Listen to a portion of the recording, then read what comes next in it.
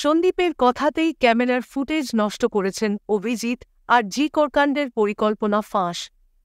আর জি কর ধর্ষণ ও খুনের ঘটনায় তথ্য প্রমাণ লোপাটের অভিযোগে গত শনিবার সিবিআইয়ের হাতে গ্রেপ্তার হয়েছেন আর জি করের প্রাক্তন অধ্যক্ষ সন্দীপ ঘোষ ও টালা থানার তৎকালীন ওসি অভিজিৎ মণ্ডল। আগেই অবশ্য আর্থিক দুর্নীতি মামলায় গ্রেপ্তার হন সন্দীপ। এই দুজনকে রবিবার সন্ধ্যেতে সিজিও কমপ্লেক্সে মুখোমুখি বসিয়ে জেরা করেন গোয়েন্দারা। সেখানেই একাধিক প্রশ্নের তাঁরা সদুত্তর দিতে পারেননি বলে তদন্তকারী দল সূত্রে খবর।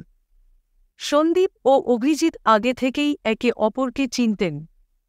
৯ অগস্ট আর জি করের ঘটনার আগেও নানান দরকারে দুজনের মধ্যে ফোনে এবং সামনাসামনি কথা হয়েছে।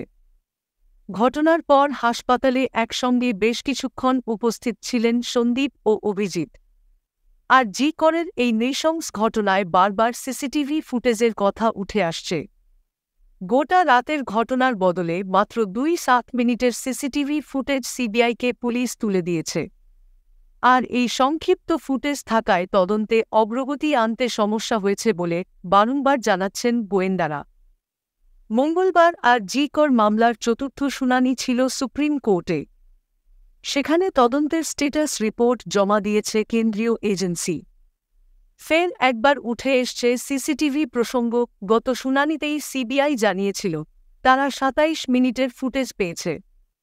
জনস্বার্থ মামলাকারীর আইনজীবী ফিরোজ এডুলজি আজ প্রশ্ন তোলেন, কলকাতা পুলিশ কেন ২৭ মিনিটের ফুটেজ দিল? বাকি ফুটেজ কেন দেওয়া হল না? রাজ্যের আইনজীবী কপিল সিব্বল জানান, পুলিশ ৭-৮ ঘণ্টার ফুটেজ দিয়েছে।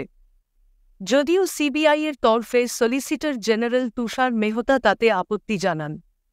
গোয়েন্দাদের দাবি, ক্যামেরার ফুটেজ নষ্ট করার ক্ষেত্রে টালা থানার ওসি অভিজিৎকে ব্যবহার করেছিলেন সন্দীপ। দুজনকে মুখোমুখি জিজ্ঞাসাবাদের পর এই সন্দেহ আরও জোরদার হচ্ছে। আজ শিয়ালদহ আদালতে ধৃত সন্দীপ ও অভিজিৎকে তোলে সিবিআই।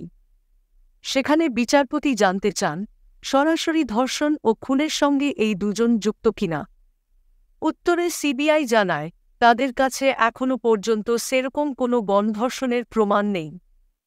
তবে গোয়েন্দারা জানিয়েছেন, সন্দীপ ঘোষ এবং টালা থানার তৎকালীন ওসি অভিজিৎ মণ্ডল জেরায় সদুত্তর দিচ্ছেন না।